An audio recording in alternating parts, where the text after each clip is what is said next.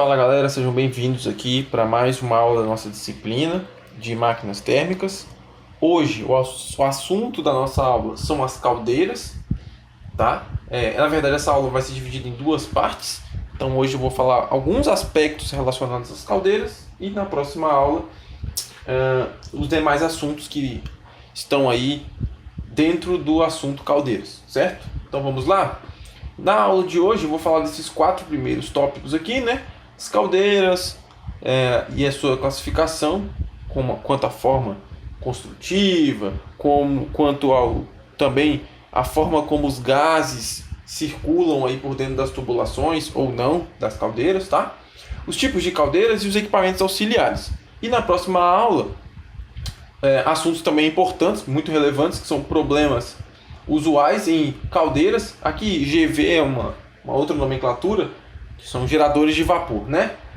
E tratamento de água para caldeiras, que também é um assunto muito importante quando se fala de caldeiras, tá certo? Então vamos começar com a definição dada pela norma NR13, tá? A NR13 diz que caldeiras a vapor são equipamentos destinados a produzir e acumular vapor sob pressão superior à atmosfera, utilizando qualquer fonte de energia, excetuando-se os refervedores e equipamentos similares utilizados em unidades de processo. Então, basicamente, o que é uma caldeira? Também conhecida como gerador de vapor. São equipamentos aí que vão trabalhar para a produção de vapor, utilizando para isso alguma fonte térmica, alguma fonte de calor, alguma fonte energética para mudança do estado físico da água, no caso, né? Avançando aqui, como eu falei para vocês, as caldeiras também podem ser chamadas de geradores de vapor, tá? Então ele é um equipamento térmico que vai produzir vapor a partir do aquecimento de um fluido, tá? Existem alguns nomes e classificações para as caldeiras. Vou falar deles agora. Primeira é caldeiras de vapor. São geradores de vapor mais simples. Vão queimar aí algum tipo de combustível como fonte de geração de calor para consequente mudança de fase da água, tá? Existem também as caldeiras de água quente. São caldeiras em que o fluido não vai ser vaporizado. Então ele vai ser aproveitado ainda na fase líquida, tá? E alguns processos químicos, processos de calefação vão se aproveitar desse tipo de caldeira, tá bom? E existem também geradores e reatores nucleares. Aí já são equipamentos que vão produzir vapor utilizando como fonte de calor a energia de combustíveis nucleares, tá certo? Também são chamados de geradores de vapor, mas agora com princípio bastante diferentes, tá? E as caldeiras de recuperação de calor, que são aqueles geradores que não vão utilizar combustíveis como uma fonte de gerador de calor. Como então ele vai proporcionar mudança de fase para a água? Ele vai se aproveitar de um calor residual de algum processo industrial. Então, gás de escape de motores, gás de alto forno, gases de turbinas a gás, por exemplo, né, gases que saem a alta temperatura. Então, esse tipo de caldeira se aproveita dessa energia, desses gases a alta temperatura, para proporcionar mudança de estado físico para a água, né, para ser utilizada em algum processo posteriormente. Vou falar agora da classificação das caldeiras, dos geradores de vapor. Primeira classificação é quanto à posição dos gases quentes e da água no funcionamento da caldeira. O que eu quero dizer com isso? Existem duas possibilidades. Primeira são as caldeiras aquatubulares ou também aquotubulares e as flamotubulares, também chamadas de fogotubulares ou pirotubulares. O nome é bastante sugestivo. Eu vou falar melhor disso daqui a pouquinho, mas só para adiantar: aquatubulares, água nos tubos; flamotubulares, os gases nos tubos. Gravem isso por enquanto, daqui a pouquinho eu vou falar por que isso, né? O que isso implica no funcionamento da caldeira. Tá bom? Existe também a classificação quanto à posição dos tubos. Eles podem ser verticais, horizontais ou inclinados. Também quanto à forma dos tubos, eles podem ser retos ou curvos. E também quanto à natureza de sua aplicação. Então você pode usar caldeiras fixas, caldeiras que são portáteis, caldeiras locomóveis, né, que são aplicadas para geração de força e energia, e as caldeiras para aplicações marítimas. Então, como eu já falei nos slides anteriores, existem diversas formas de se classificar as caldeiras. Nós precisamos estar atentos com relação a isso, porque existem várias maneiras de se fazer isso, e essas maneiras de se escolher vão depender das funções que essa caldeira pode exercer naquela aplicação. Como assim? Tem que se preocupar com o tipo de serviço que a caldeira vai executar. Será que ela consegue produzir a quantidade de vapor necessária para aquela determinada aplicação? Qual o tipo de combustível disponível que eu tenho em determinada planta, usina, também vai me limitar na escolha da caldeira. Se é um combustível sólido, se é um combustível gasoso, tudo isso pode influenciar no tipo de caldeira que você vai escolher. Equipamento de combustão, a própria capacidade de produção, né? Não só o tipo do serviço no sentido da quantidade de produção de vapor, mas, por exemplo, se você precisa de uma caldeira para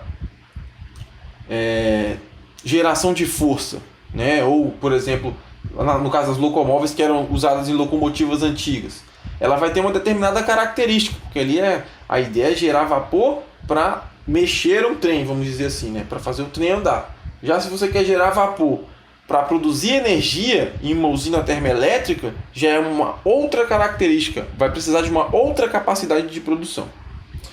Pressão e temperatura de vapor e outros fatores, claro, de caráter econômico, porque se você vai investir numa caldeira, precisa saber se você tem capacidade econômica para investir no tipo de caldeira adequada para aquela aplicação. Bom, pessoal, agora eu vou falar dos tipos de caldeiras. Eu já mencionei isso antes, né? Se dividem aqui em dois, né? Flamo-tubular e aqua-tubulares, tá? Então, qual é a diferença entre esses dois tipos de caldeiras? Nas caldeiras flamo-tubulares, os produtos de combustão, que são os gases, eles vão circular pelo interior dos tubos, tá? Eu vou grifar aqui que isso é importante, pelo interior dos tubos.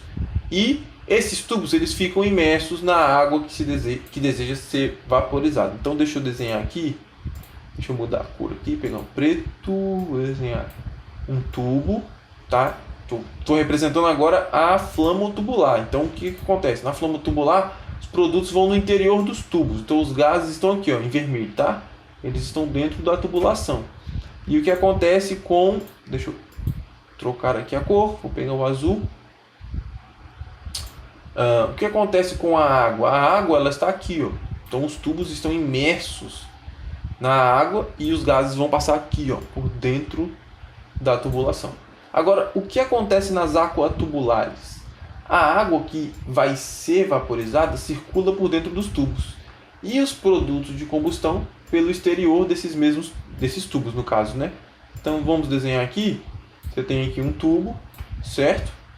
Os gases agora estão aonde? Os gases eles estão no exterior dos tubos, então eles estão aqui,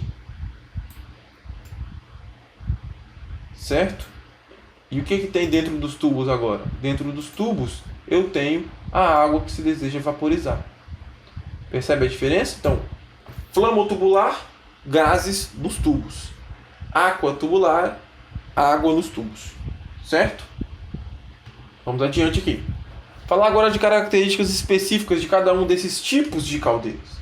E é importante perceber isso, porque o tipo de caldeira, né, vai influenciar, claro, diretamente na aplicação. Então, por exemplo, caldeiras flamotubulares, deixa eu pegar aqui o apontador de novo. Flamotubulares, elas vão ter baixo rendimento térmico. Flamotubulares são aquelas que têm os gases nos tubos, tá? Vão necessitar de um espaço maior, né? Vão ocupar um espaço maior, são ideais para pequenas instalações e são de simples construção. Se você parar para pensar, e se vocês pararem para pensar, por que ela tem baixo rendimento térmico? Porque os gases vão estar dentro dos tubos e esses gases vão ser responsáveis por aquecer uma grande quantidade de água. Ou seja, eu precisaria de um número muito grande de tubos para aquecer uma quantidade muito grande de água. Então isso acaba abaixando o rendimento térmico dessas caldeiras. Bom, falando ainda das flamotubulares, vou começar a falar agora das características construtivas, né? Elas podem ser construídas na vertical. Então o que acontece? Você tem uma fornalha interna e tem tubos para dar vazão à fumaça, né? Os gases de exaustão aí. Esses tubos vão passar no interior de um corpo com água, né? Um corpo cilíndrico aí, com a água que se deseja vaporizar. E aí, à medida que esses gases vão passando, essa água vai sendo aquecida, né? Claro. E aí sofrem aí a mudança de fase. Certo? Então, esse aqui é uma foto, né? Uma imagem de um tipo dessas caldeiras. Acredito que vocês já devem ter visto em algum lugar. Essa portinhola, né, que você coloca o combustível aqui dentro tem a fornalha e os gases vão sair aqui por cima na chaminé. Você pode, esse tipo de caldeira é bastante aplicado no aproveitamento da queima de combustíveis de baixo poder calorífico, tá? Por exemplo, serragem, palha, casca de café, amendoim, óleo, enfim, algum tipo de óleo combustível. Basicamente é isso, o funcionamento é bem simples, tá? As horizontais, perceba que eu ainda estou falando das flamotubulares, elas vão envolver vários modelos. Caldeiras chamadas de Cornualha, Lancaster, de grande volume de água, até unidades mais modernas que são mais compactas. Basicamente esse aqui é o esquema, né, de uma caldeira flamotubular horizontal. Então você tem os gases, esses gases vão passar pelos tubos, e aqui você tem os tubos ali imersos um corpo com água, né, num determinado volume. Bom, as principais caldeiras horizontais vão apresentar aí tubulões internos, pelos quais ou através dos quais você faz a passagem dos gases, tá? Então aqui você tem aqui a sequência, né? 1, 2, isso aqui é uma caldeira com mais de uma passagem, né? 3. Você consegue permitir a passagem dos gases por essas tubulações. Então você tem aí Cornualha, Lancaster, multitubular, locomove, a caldeira escocesa, vários tipos. A caldeira Cornualha acho que é talvez a mais simples. Ela possui um tubulão horizontal ligando a fornalha ao local de saída dos gases. Então você tem um tubulão, que é esse cara aqui, onde os gases quentes vão passar, e a água a ser vaporizada. Bem simples, tá? É um funcionamento realmente muito simples e o rendimento é baixo, tá? Você ainda tem o tipo Lancaster, que é uma caldeira, vamos dizer assim, uma versão melhorada da caldeira anterior que eu mencionei para vocês.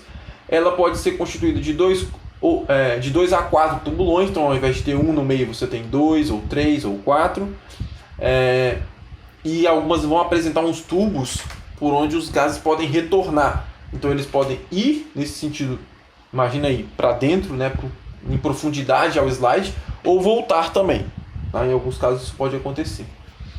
Caldeira do tipo multitubular horizontal, né, a queima do combustível é efetuada numa fornalha externa e esses gases vão passar pelos tubos, claro, né, no sentido horizontal. Uma característica legal desse tipo de caldeira é que ela pode queimar qualquer tipo de combustível aqui na fornalha. As caldeiras locomóveis, né, vão apresentar dupla parede na chapa da fornalha, por onde a água vai circular. Então ela é um princípio bastante parecido, né? Você tem uma fornalha onde você vai queimar esse combustível e os gases vão passar, né, pela tubulação e ser dispensados na chaminé. E aqui está uma parede dupla, né, com água. É de fácil transferência de local, utilizada, por exemplo, em serrarias e também em campos de petróleo, tá? Além de antigas locomotivas, né?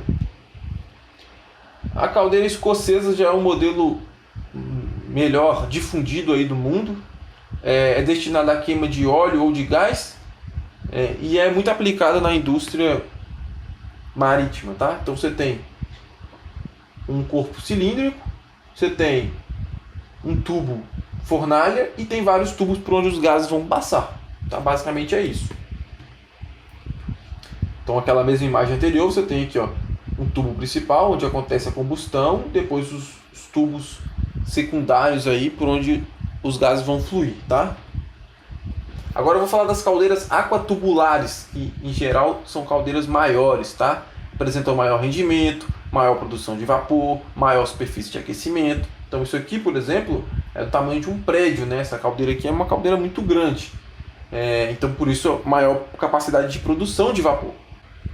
Vamos lá, pessoal, vou falar agora aqui de um elemento importante das caldeiras do tipo aquatubular, que é o tubulão de água inferior. Esse é o elemento de ligação dos tubos que vai possibilitar a circulação de água na caldeira. Ele tem função, deixa eu até pegar aqui a caneta, a função dele é acumular lama. Como assim lama? Uma lama é um produto formado aí pela reação química, né? Da água com os materiais que compõem a caldeira, tá? Bom, a água que sai desse camarada, ela é encaminhada para tratamento, tá? Então, aqui, essa imagem aqui, ó, isso aqui deixa claro porque que recebe o nome de lama, né? Tem realmente um aspecto de lama. Então isso aqui é basicamente o que? A água, ela tem elementos, né? Se você pegar o reservatório de água lá, em geral essa água vai ter sais minerais, vai ter uma série de coisas aqui.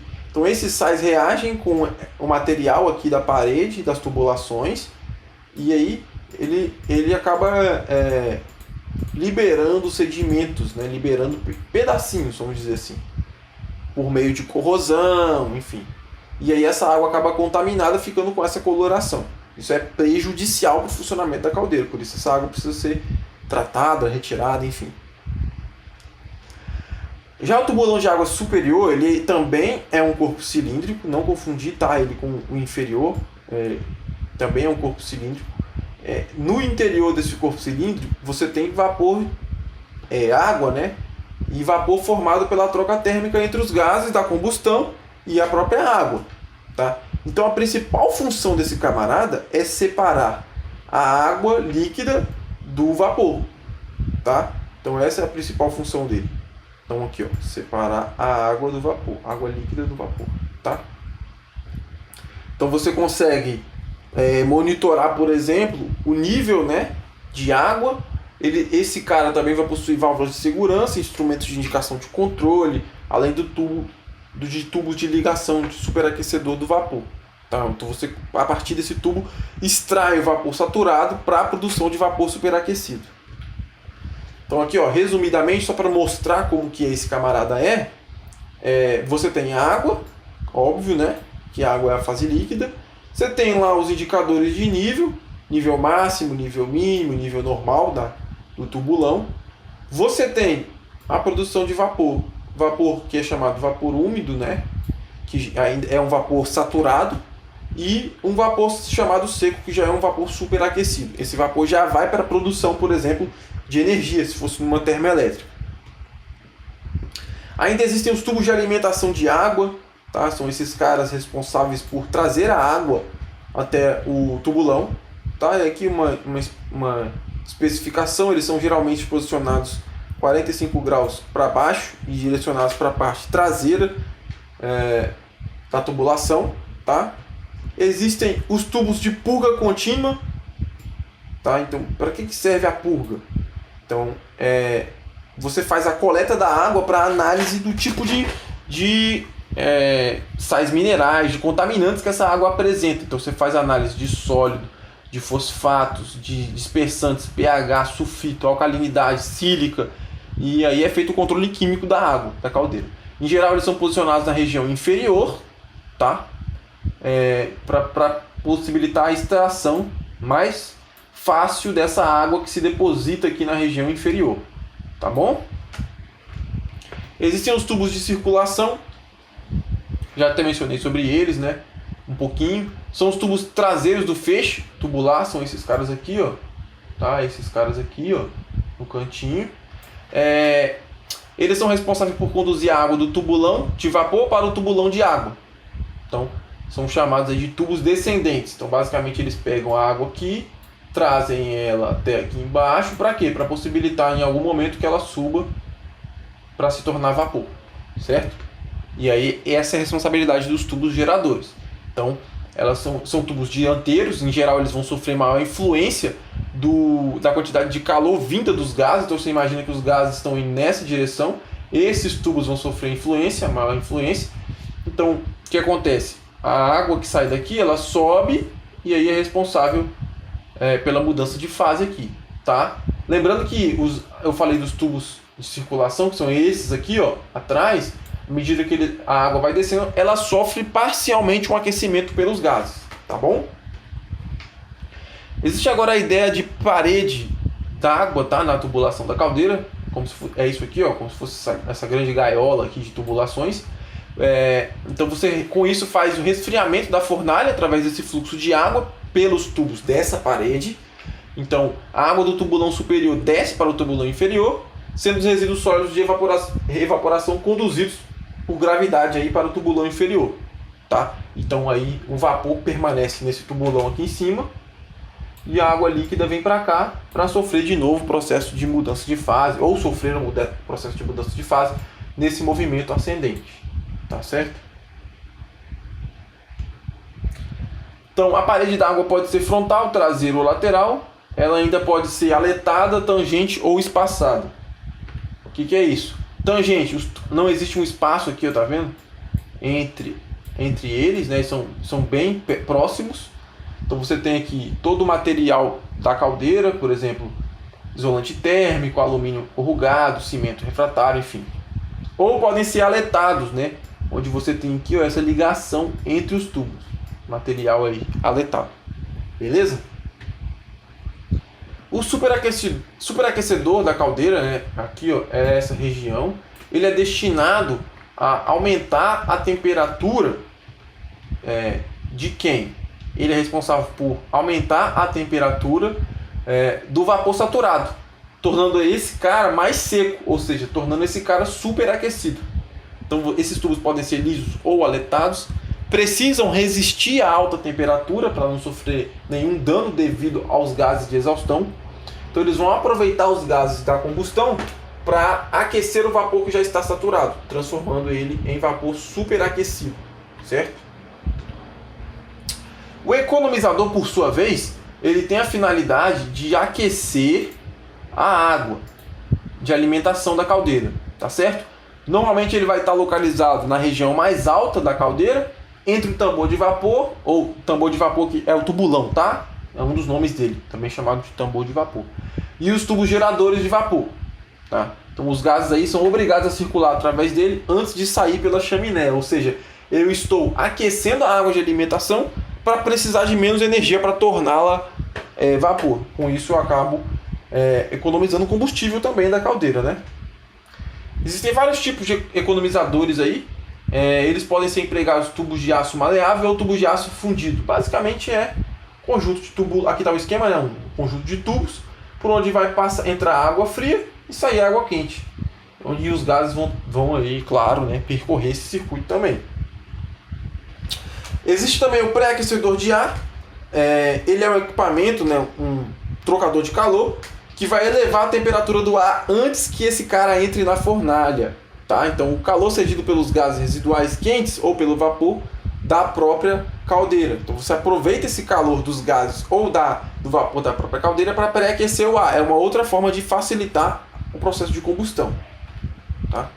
Então os pré-aquecedores vai melhorar a eficiência da caldeira pelo aumento de temperatura e ainda vai proporcionar um equilíbrio térmico legal na câmara de combustão, tá? Os queimadores são peças destinadas a promover a queima dos combustíveis de suspensão. Basicamente é isso. É como se fosse, vou usar uma analogia aqui, me permitam, um grande isqueiro, tá? Responsável aí por dar ignição para a queima em determinados momentos do combustível que está em suspensão. Vou falar agora de alguns equipamentos auxiliares. Falei dos queimadores aí agora há pouco, né? Mas vou falar agora de alguns específicos. Sobradores de fuligem, né? São os caras responsáveis pela distribuição de jatos de vapor no interior da caldeira e tem a finalidade de remover fuligem e depósitos formados na superfície externa das zonas de convecção. O que é isso?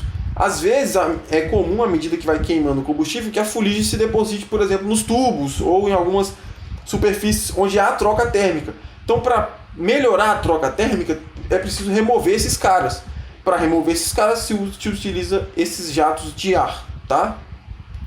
Beleza? Sopradores aí de fuligem. As válvulas de segurança são muito importantes, tá? Elas são também responsáveis aí por promover a segurança de funcionamento das caldeiras e alívio de pressão também, tá? Desses carinhas. Então, se houver um aumento excessivo de pressão, essas válvulas elas fazem esse controle para evitar acidentes, explosões. Se você procurar na internet, vocês vão ver aí explosões de caldeiras devido à elevação de pressão, tá? Então isso é importante, essas válvulas são importantes. Então tem que cumprir a legislação e a norma NR13, que eu já mostrei lá no início, a definição para vocês de caldeira, vem dela. Então você vai obedecer a esses critérios para um bom funcionamento das caldeiras.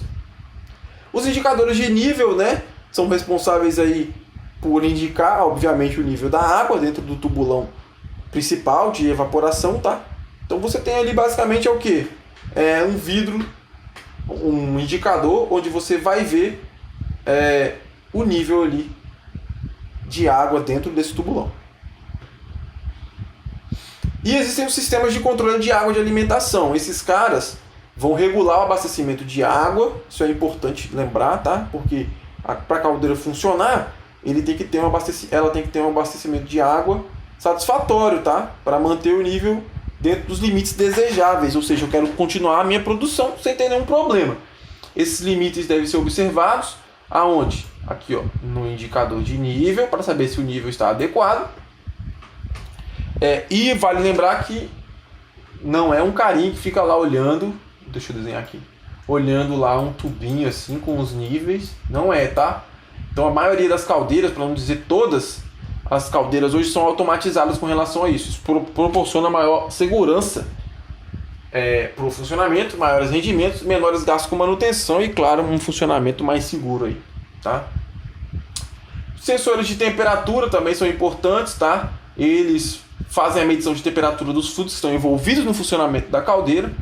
Em geral, são utilizados os PT100, tá? Que é um tipo de sensor de temperatura.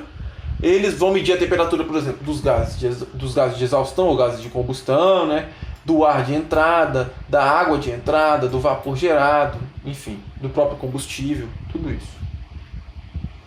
Esse é o assunto da próxima aula, tá? Eu vou falar aqui dos problemas usuais dos geradores de vapor. Beleza? A gente se fala aí na próxima aula. Se vocês tiverem dúvida, por favor, me procurem. A gente se vê. Um abraço.